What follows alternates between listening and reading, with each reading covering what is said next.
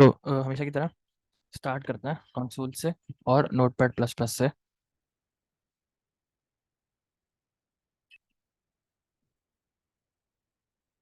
यहाँ पर मैं एक नई जावास्क्रिप्ट की फाइल बनाता हूँ और यहाँ पर मैं लिख देता हूँ स्क्रिप्ट।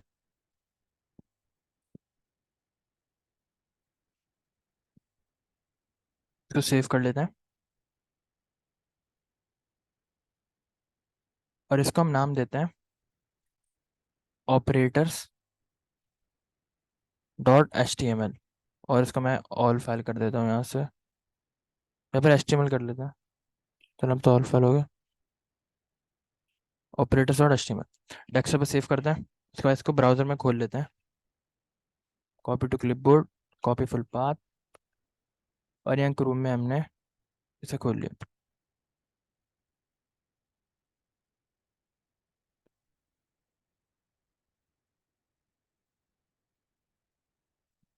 तो अभी हमारी स्क्रीन पे कुछ भी नहीं आ रहा क्योंकि हमने कोई जावास्क्रिप्ट कोड नहीं लिखा है, ना कोई HTML कोड लिखा है। यहाँ पर पहले हम एक कुछ चीज़ें आज हम पढ़ेंगे ऑपरेटर्स के बारे में। ऑपरेटर्स क्या होते हैं? इक्वल टू और डबल इक्वल टू और नॉट इक्वल टू और ग्रेटर देन और लेस देन। इनके बारे में थोड़ी और चीज़ें पढ़ेंगे और एक नई चीज़ सीखेंगे जावास्क्रिप्ट में। जैसे अगर मैं यहाँ पर कुछ लिख रहा हूँ, जैसे मैं यहाँ लिख रहा हूँ दिस इज द टेक्स्ट, तो अब जावास्क्रिप्ट एरर देगा। अब मैं इसको यहाँ सेव करूंगा, रिफ्रेश करूंगा, जावास्क्रिप्ट एरर देगा। क्यों एरर देगा?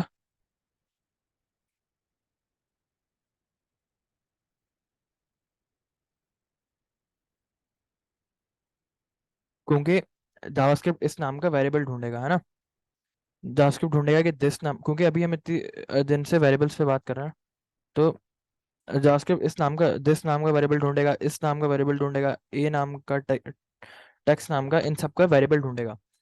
अब लेकिन अगर मैं इससे पहले दो स्लैश लगा दूं, अब जावास्क्रिप्ट कुछ भी नहीं बोलेगा। स्क्रीन पे कुछ आउटपुट तो नहीं आया क्योंकि जाहिर सी बात है इंग्लिश तो जावास्क्रिप्ट समझता नहीं है, वो तो सिर्फ अपने वर्ड समझता है, इफ और एल्स वगैरह।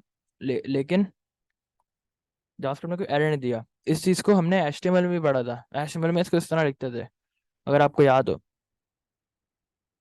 इसको हम HTML में क्या कहते थे, याद है? कमेंट्स लिखे थे ना हम लोग। हाँ, कमेंट्स। वो चीज जो कंप्यूटर इग्नोर मार देता था।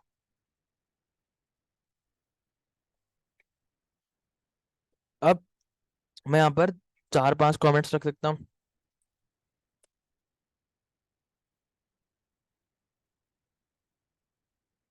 और रिफ्रेश कर सकता हूँ।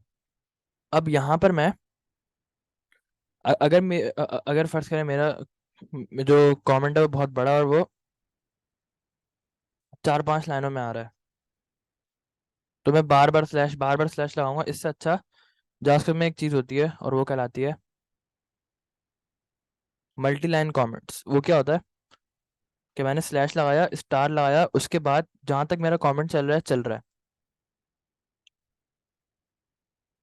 जहां पे मेरा कमेंट खत्म हो रहा है वहां पर मैं दोबारा स्टार स्लैश लगा दूंगा। अब इन दोनों के बीच में जो कुछ भी है कंप्यूटर उन सबको इग्नोर मार देगा। और ये मैं क्यों करता हूँ? क्योंकि HTML में देखा था वो चीजें लिखने के लिए जो मैंने किसी और डेवलपर के लिए लिखी हैं। तो इसी से आज की क्लास स्टार्ट करते हैं, कमेंट से। फिलहाल मैं अभी सिर्फ सिंगल लाइन कमेंट इस्तेमाल कर रहा हूँ कि मेरे इतने बड़े कमेंट्स है नहीं। यहाँ पर हम पहले यूजर से इनपुट लेते हैं। इनपुट लेते हैं हम प्रॉम्प्ट के जरिए, और उससे हम पूछते हैं एंटर अ नंबर। सही, एंटर अ नंबर। अच्छा, ऑपरेटर्स के बारे में पढ़ने से पहले हम लूप्स के बारे में थोड़ा पढ़ रहे हैं, क्योंकि वो बहुत इंपॉर्टेंट चीज़ है और हमें अभी तक लूप्स आ जाने चाहिए थे। लेकिन हमारी क्लास बहुत स्लो चली, शुरू में हमने बहुत डिटेल में चलेगा चीज़ों में, तो हम अभी तक लूप्स नहीं पढ़ पाए। तो आज हम कोशिश करेंगे लूप्स को कंप्लीट करें।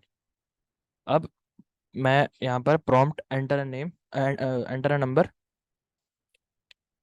और इसको मैं वेरिएबल में सेव करा लेता हूँ वैल्यू को, और मैं इसको बोलता हूँ नम, नंबर की शॉर्ट फॉर्म। और ये नंबर मैं कंसोल पे प्रिंट करा लेता हूँ,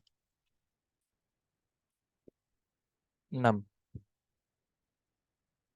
सेव किया, रिफ्रेश किया, इसने मुझसे एक नंबर मांगा, मैंने इसको 12 दिया और ये नंबर प्रिंट हो गया। अब हम क्या करने जा रहे हैं, हम एक ऐसा प्रोग्राम बना रहे हैं जिसको कोई भी नंबर देंगे ना, तो वो उस नंबर का 1 से लेकर 10 तक टेबल लिख के दे देगा। क्या मतलब, जैसे हम इस्तेमाल करेंगे स्ट्रिंग लिटरल, क्योंकि वो मुझे अच्छे लगते हैं नॉर्मल कोटेशन मार्क वाले स्ट्रिंग से ज़्यादा। नम, अब क्या होगा, अभी भी वही काम होगा, लेकिन अब हमारे लिए आसानी होगी। यानी मैं यहाँ लिख रहा हूँ 15, तो यहाँ पर वेरिएबल ही प्रिंट हो रहा है। जो भी मैं स्ट्रिंग और ब्रैकेट्स के अंदर लिख रहा हूँ वो वेरिएबल माना जा रहा है। नम मल्टीप्लाई बाय, अब मल्टीप्लाई का बटन कीबोर्ड में है नहीं तो मैं एक्स इस्तेमाल कर रहा हूँ। नम मल्टीप्लाई बाय 1 इक्वल्स, और यहाँ मैं एक और काम करूंगा, नम इंटू 1। यानी अब क्या होगा, नम की वैल्यू यहाँ पर आ जाएगी। फर्स्ट करें, नम की वैल्यू 10 है तो वो 10 यहाँ आ जाएगा, और 10 1 जा 10, और वो सॉल्व हो जाएगा 10। उसके बाद ये जो डॉलर और स्ट्रिंग है, डॉलर और कर्ली ब्रैकेट है, वो उसको कन्वर्ट कर देगा स्ट्रिंग में, और स्ट्रिंग में कन्वर्ट करने के बाद यहाँ पर इसके साथ जोड़ देगा इस तरह। तो इस तरह स्ट्रिंग लेटरल काम करेगा, और यहाँ पर जो हमारी नम की वैल्यू आएगी, मिसाल के तौर पर 10, वो यहाँ पर आ जाएगी, और हमारा क्या बन जाएगा, 10 1 जा 10। तो सेव करते हैं, यहाँ जाके रिफ्रेश करते हैं, लिखते हैं 15, तो यहाँ पर 15 1 जा 15 हो गया। अब मैं इसको 10 बार कॉपी कर लेता हूँ, 2 3 4 5 6 7 8 9 10। सही, मैं इसको इंडेंटेशन सही करता हूँ। तो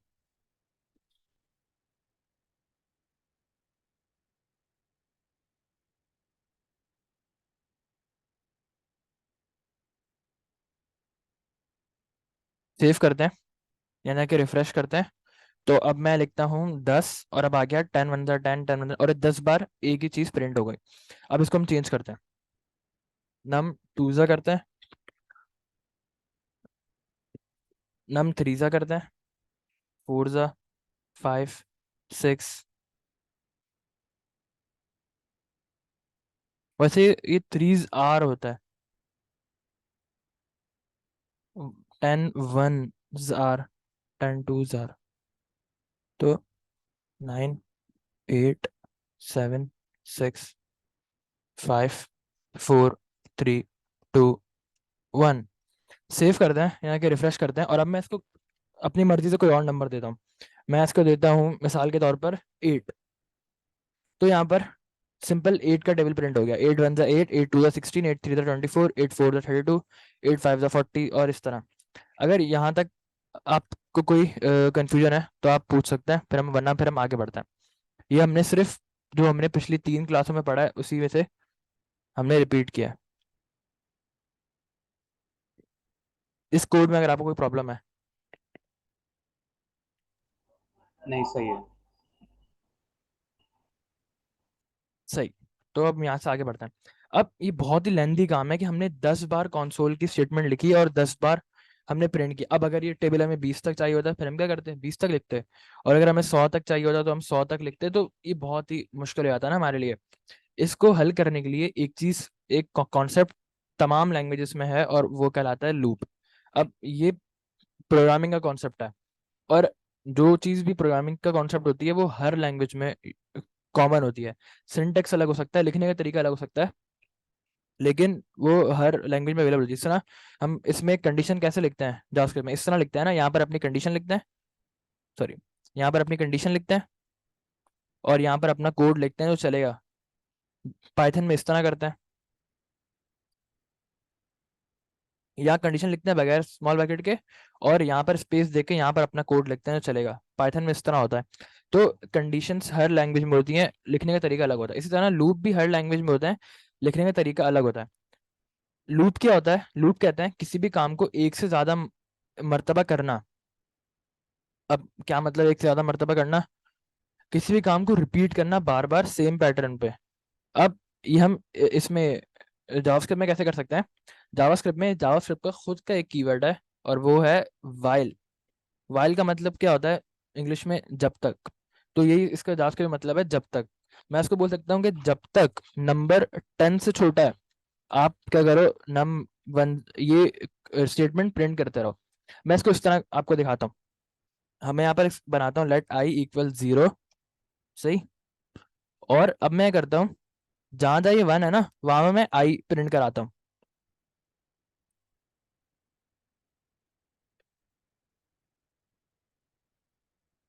यहाँ आई प्रिंट कराता है, यहाँ भी आई प्रिंट कराता है,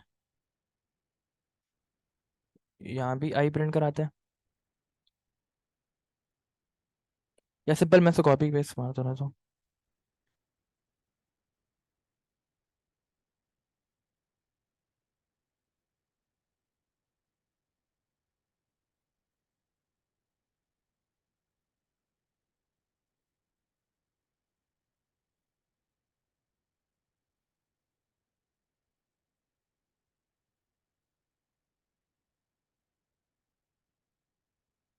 तो अब मेरे पास यहाँ पर क्या आउटपुट आएगा, आप गैस कर सकते हैं?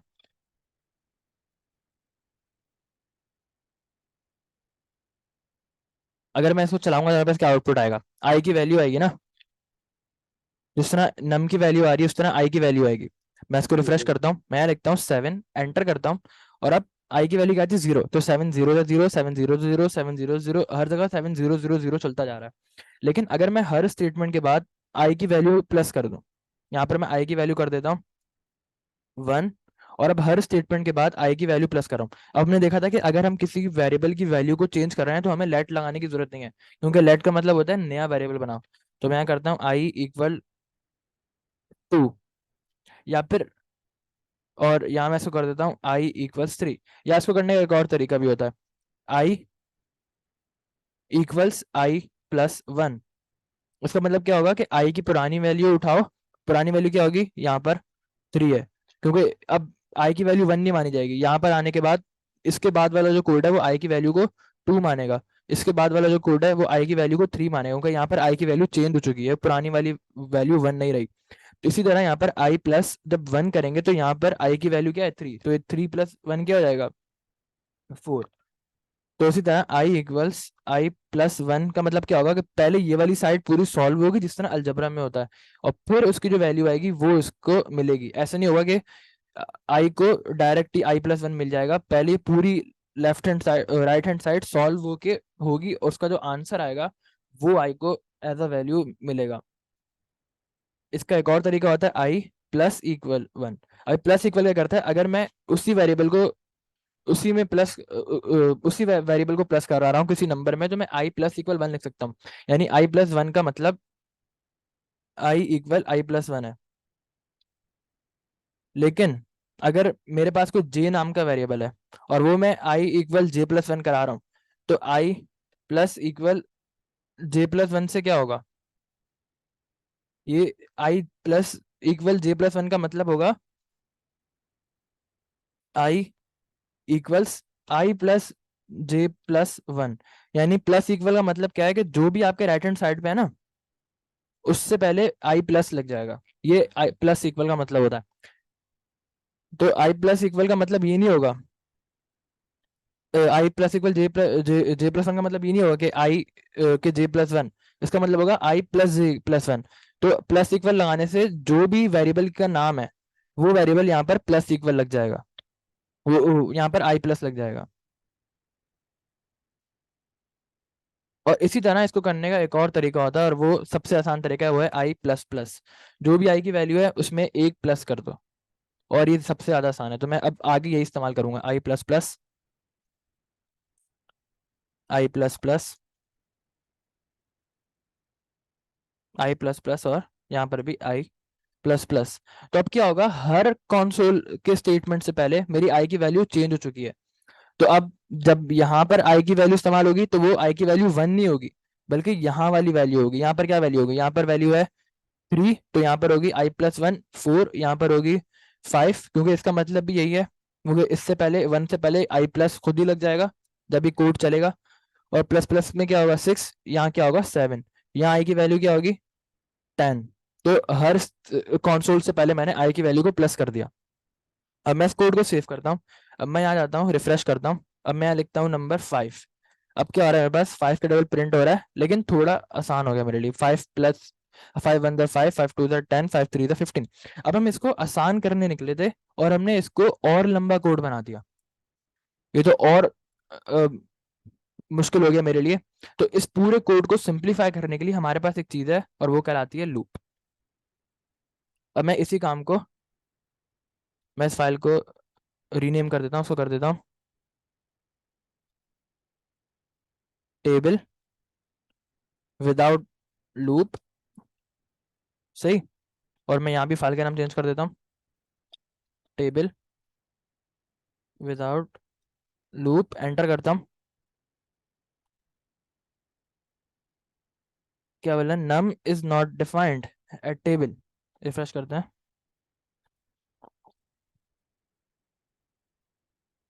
अच्छा, ये कोई और फाइल खुल गई, sorry. Copy to clipboard, copy full file path, ये जो कल हमने गलत लिखी थी ना वो खुल गई।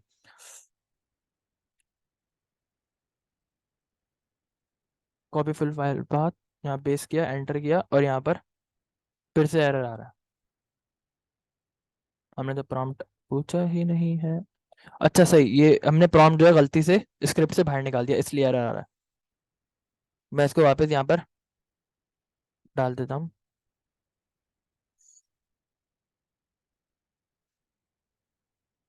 सेव करते हैं और अब मैं यहाँ पर नई फाइल बनाता हूँ और उसमें हम इस्तेमाल करेंगे एक नई चीज आज की, और वो क्या होगी, लूप।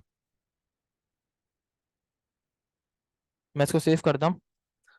यहाँ लिखते हैं लूप डॉट एच और इसको ऑल फाइल्स करके या फिर एच की फाइल करके सेव करा लेते हैं डेस्कटॉप पे। इसको मैं कॉपी कर लेता हूँ यहाँ से, copy to clipboard, copy full file path, और यहाँ ले जाके पेस्ट कर देता हूँ। तो अब मैं यहाँ स्क्रिप्ट में अपना लूप बनाता हूँ। पहले मुझे पहला काम वही करना पड़ेगा। पहले मुझे इनपुट लेना पड़ेगा जिस तरह मैंने उसमें लिया था। कैसे लेंगे, वेरिएबल बनाएंगे, उसमें इसकी वैल्यू सेव कराएंगे जो भी मेरे पास इनपुट आएगा।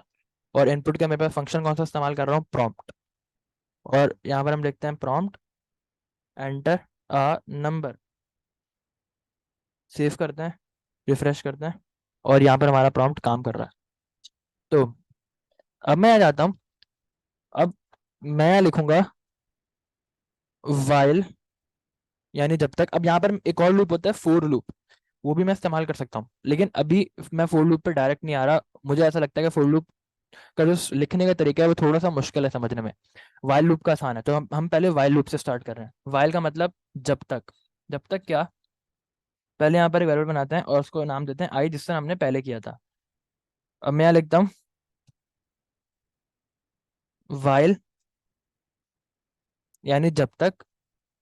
और यहाँ मैं इफ, जिस तरह मैं इफ में कंडीशन देता था उसी तरह मैं यहाँ पर भी कंडीशन दूंगा। मैं लिखूंगा वाइल जब तक आई लेस देन 10 है। सही या, सर अभी 10 रखता है। तो जब तक आई लेस देन 10 है, जब तक आई 10 से छोटा है, तब तक क्या करो, अगर ये बात सच है तो क्या करो। यहाँ पर मैं बताऊंगा इसको क्या करना है, क्या करना है। console डॉट लॉग, और वही काम हम करेंगे जो हमने वहां किया था। इस लाइन में ज्यादा कोई मसला नहीं था ना। मैं इसको सेव करूंगा और यहाँ ले जाके रिफ्रेश करूंगा। अभी मुझसे पूछेगा प्रॉम्प्ट, मैं इसको बोलूंगा मुझे चाहिए 9 का टेबल। और अब ये प्रिंट होता जा रहा है, होता जा रहा है, और ये 167 मरतबा प्रिंट हो चुका है। ऐसा क्यों हो रहा है, ये तो रुक ही नहीं रहा। ये तो मेरा ब्राउजर हैंग कर देगा। मैं इसको कोड को कैंसिल कर देता हूँ। लेकिन अभी तक मेरी फाइल यहाँ पर ऊपर देखें तो लोड हो रही है, क्योंकि वो कोड ही खत्म नहीं हो रहा। मैंने उसको बोला जब तक आई 10 से छोटा है तब तक ये प्रिंट करते रहो ना। आई तो हमेशा 10 से छोटा रहेगा, क्योंकि मैंने आई की वैल्यू को बढ़ाया ही नहीं है। तो मैं आई की वैल्यू को बढ़ा देता हूँ। मैं यहाँ जाता हूँ, यहाँ लिखता हूँ आई प्लस इक्वल 1। सही। या फिर मैं सिंपल, जो हम हमारा आसान तरीका है, अभी इस कंफ्यूजिंग मेथड में नहीं आता, आई एक प्लस प्लस कर देता है। अब मैं यहाँ सेव करता हूँ उसको, यहाँ ले जाके रिफ्रेश करता हूँ। अभी मेरे फाइल रुक ही नहीं रही है। मैं इसको कैंसिल करता हूँ, दोबारा से रिफ्रेश करता हूँ, और ये मेरा ब्राउजर हैंग हो चुका है। मुझे इसको टैब को किल करके नई टैब खोलनी पड़ेगी। मैं यहाँ पेस्ट करता हूँ, एंटर करता हूँ, और यहाँ मेरे पास ये दोबारा से पूछ रहा है एंटर अ नंबर। मैं यहाँ लिखता हूँ, अब नंबर लिखता हूँ 4। और अब मैं कंसोल में जाता हूँ। अब मैं कंसोल खोलना भूल गया। तो अब ये भी मेरा पेज हैंग हो चुका है। मैं यहाँ पर पहले कंसोल खोलता हूँ और कंसोल में जाके यहाँ पर एंटर करूंगा और मैं इसको बोलता हूँ 6। और ये फिर मैं चलता जा रहा है। तो आई की वैल्यू प्लस क्यों नहीं हो रही जबकि मैंने यहाँ प्लस करी है? ऐसा इसलिए हुआ क्योंकि ये आई की वैल्यू जो मैंने प्लस करी है वो लूप से बाहर करी है। लूप तो यहाँ खत्म हो गया, यहाँ कर्ली ब्रैकेट खत्म हो गया। जब तक ये कंडीशन पूरी नहीं होगी, ये कंडीशन गलत साबित नहीं होगी, तब तक ये जावास्क्रिप्ट का प्रोग्राम इस कर्ली ब्रैकेट से बाहर ही नहीं निकलेगा। यानी अगर मुझे इस आई प्लस प्लस को इस लूप के अंदर करना पड़ेगा। अब क्या होगा हर बार? अब ये जो कोड है 10 बार, अब क्या होगा मैं आपको इस तरह बताता हूँ क्या हो रहा था। जब तक आई 10 से छोटा है तब तक क्या करो, कॉन्सोल प्रिंट करो। वो ये प्रिंट करेगा, जावास्क्रिप्ट ये काम प्रिंट करेगा, उसके बाद चेक करेगा आई 10 से छोटा है, नहीं अभी भी आई 10 से छोटा है, हाँ अभी भी छोटा है। फिर ये प्रिंट करेगा, फिर चेक करेगा आई 10 से छोटा है, हाँ छोटा है, आई की वैल्यू 0 है। फिर प्रिंट करेगा, फिर देखेगा आई 10 से छोटा है, हो- हाँ अभी भी छोटा है। इस तरह हमेशा ये आई की वैल्यू 10 से छोटी रहेगी। 6000 मरतबा ये प्रिंट हो चुका है। तो आई की वैल्यू हमेशा 10 से छोटी ही रहेगी, कभी भी बड़ी नहीं होने वाली, क्योंकि मैंने यहाँ पर आई की वैल्यू प्लस नहीं करी। अब मैं इस आई की वैल्यू को ले जाके यहाँ अंदर प्लस करता हूँ। अब क्या होगा, ये जावास्क्रिप्ट चेक करेगा आई 10 से छोटा है, हाँ छोटा है, 0 है। तो अब ये स्टेटमेंट प्रिंट कर देगा, लेकिन उस स्टेटमेंट प्रिंट करने के फौरन बाद आई की वैल्यू में 1 प्लस कर देगा। अब आई की वैल्यू क्या हो जाएगी? अब आई की वैल्यू हो जाएगी आई इक्वल 1 हो जाएगी। और क्योंकि आई प्लस प्लस का मतलब ये होता है कि आई में 1 प्लस एक एक बढ़ा दो वैल्यू। तो अब आई की वैल्यू आई इक्वल 1 हो जाएगी। अब चेक करेगा आई 10 से छोटा है, हाँ आई तो 1 है, तो 1 10 से छोटा है। तो अब दोबारा से ये वाली लाइन चलेगी, लेकिन फिर अब क्या होगा, आई की वैल्यू 2 हो जाएगी। इस तरह करते करते एक वक्त आएगा कि आई की वैल्यू 10 हो जाएगी। और फिर जावास्क्रिप्ट चेक करेगा कि आई की वैल्यू 10 है, पहले 2 होगी, फिर 3 होगी, फिर 4, फिर 5, फिर 6, और इस तरह चलती रहेगी कि 10 हो जाएगी। और फिर जावास्क्रिप्ट पता करेगा कि भाई 10 10 से छोटा, आई 10 से छोटा है, आई क्या है 10, तो 10 10 से छोटा है, नहीं ये बात तो झूठ है। तो अब जावास्क्रिप्ट इसको छोड़ के यहाँ बाहर आ जाएगा। और हम कैसे चेक करेंगे यहाँ बाहर आ गया? हम यहाँ पर लिख देते हैं console.log प्रोग्राम फिनिश्ड। अब देखते हैं हमारा कोड काम करता है नहीं करता। Code runs until 10 is reached। आई लिखते हैं। अब देखते हैं, सेव करते हैं, जाके रिफ्रेश करते हैं। अभी फिर से हैंग हो चुका है। मैं नई टैब खोलता हूँ, यहाँ पर इंस्पेक्ट खोलता हूँ। यहाँ पर अपनी फाइल का एड्रेस पेस्ट करते हैं, सॉरी फाइल का address, copy to clipboard, copy full file path, paste enter. और यहाँ पर हम लिखते हैं 9। अब प्रोग्राम फिनिश। अब ये सिर्फ 10 बार चला है। 9 0 0, 9 1 9, 9 2 18, 9 3 27। अब 9 0 से क्यों शुरू हुआ? क्योंकि आई की पहली वैल्यू क्या थी? 0। मैं इसको 1 कर देता हूँ, सेव करता हूँ, रिफ्रेश करता हूँ। अब मैं लिखता हूँ 56 और 56 का टेबल 9 तक प्रिंट हो गया। 9 तक क्यों प्रिंट हो रहा है? क्योंकि जैसे ही आई की वैल्यू 10 होगी तभी एक कंडीशन क्या हो जाएगी, पूरी हो जाएगी। आई की वैल्यू अब 10 से छोटी नहीं रहेगी, है ना? तो अब हम अगर अब हमें अगर इसको 10 तक प्रिंट करना है तो हमें इसको लेस देन 11 करना पड़ेगा। I equal less than 11। अब क्या होगा, जब तक ये 11 से छोटी होगी, अब जब ये वैल्यू 10 होगी तो अब ये 10 तो 11 से छोटा है, तो अब ये 10 वाली मर्तबा भी चलेगी, और जब 11 होगी तो नहीं चलेगी। तो सेव करते हैं, यहाँ के रिफ्रेश करते हैं। यहाँ पर मैं लिखता हूँ 10 का टेबल, और अब 10 का टेबल 50 तक प्रिंट हुआ, 647 तक प्रिंट हुआ। और ये प्रिंट होता चला जा रहा है, होता चला जा रहा है।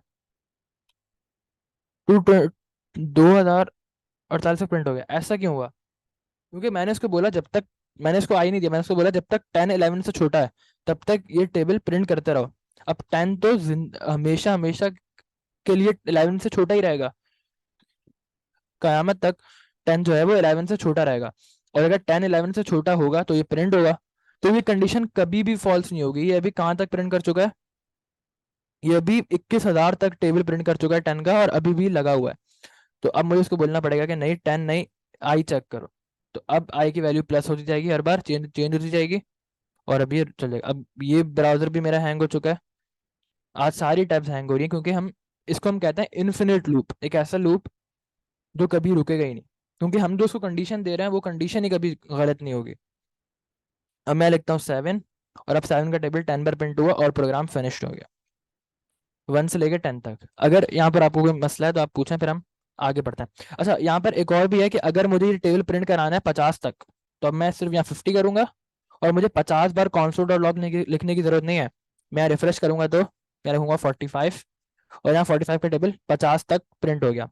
49 तक हुआ है क्योंकि जब ये वैल्यू 50 होगी तब ये कंडीशन झूठ हो जाएगी ना, कि 50 50 से छोटा नहीं है, और झूठ कंडीशन पे कभी भी ये कोड नहीं चलेगा।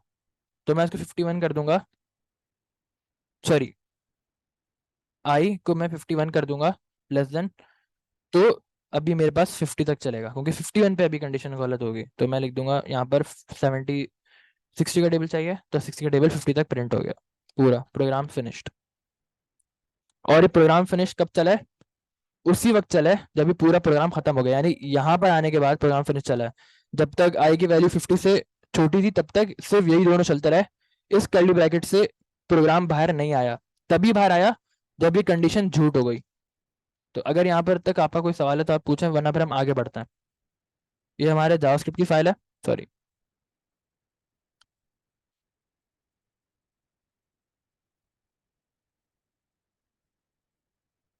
और ये हमारा आउटपुट है। यहाँ तक अगर आपको कोई प्रॉब्लम है तो आप पूछ सकते हैं।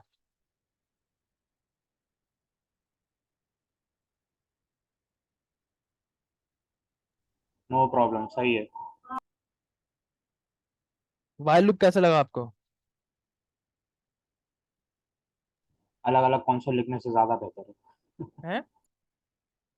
कंसोल को अलग अलग लिखने से ज्यादा बेहतर है वाइल वाला, वाइल लूप। हाँ, मैंने इसको बस बोल दिया। अब मैं इसको यहाँ पर 50 बार कॉन्सोल डॉट लॉग लिखता, उससे बेहतर है मैंने उसको बोल दिया भाई जब तक आई 51 से छोटा है तब तक प्रिंट करता रहो खुद ही। अब वो जावास्क्रिप्ट का मसला है, वो खुद ही प्रिंट करता रहेगा। हम्म, तो ब्राउजर तो पूरा फुल हैंग हो अच्छा। गया था। हाँ। ब्राउजर तो फुल हैंग हो गया था। हाँ, उसको मैंने कंडीशन ऐसी दे दी थी क्योंकि जो कभी झूठ हो ही नहीं सकती। मैंने उसको बोल दिया था जब तक 10 11 से छोटा है।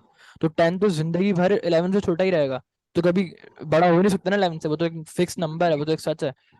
तो अब वो, हम्म, और ब्राउजर मुझे ये नहीं बोलेगा कि भाई आप जो कह रहे हो वो तो कभी गलत नहीं होगा, बल्कि वो बेवकूफ है, वो चलाता रहेगा चलाता रहेगा चलाता रहेगा हमेशा। 21,000 तक उसने प्रिंट कर दिया था टेबल, और हम्म, वो अभी भी प्रिंट करते जा रहा था।